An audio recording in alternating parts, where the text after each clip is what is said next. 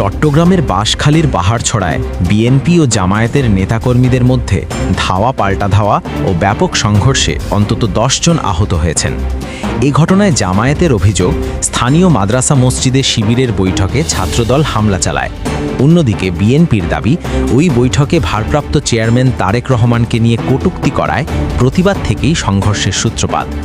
স্থানীয় সূত্র জানায়, রাতে আহতদের মধ্যে বিএনপির যুবদল নেতা নয়নমণি ও কয়েকজন ছাত্রদল কর্মীসহ শিবিরের বাঁশখালী উত্তর শাখার সেক্রেটারি আসগর হোসাইন ও জামায়াত কর্মী রাকিব চমেক হাসপাতালে চিকিৎসা নিয়েছেন।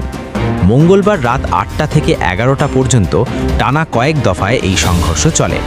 বাঁশখালী থানার ওসি সাইফুল ইসলামের নেতৃত্বে পুলিশ মোতায়েন করে পরিস্থিতি নিয়ন্ত্রণে আনা হয়। থানা পুলিশ জানায়, এখনও কোনো পক্ষ লিখিত অভিযোগ করেনি, তবে এলাকা পুলিশের নিয়ন্ত্রণে রয়েছে। এই ঘটনায় এলাকায় রাজনৈতিক উত্তেজনা বিরাজ করছে।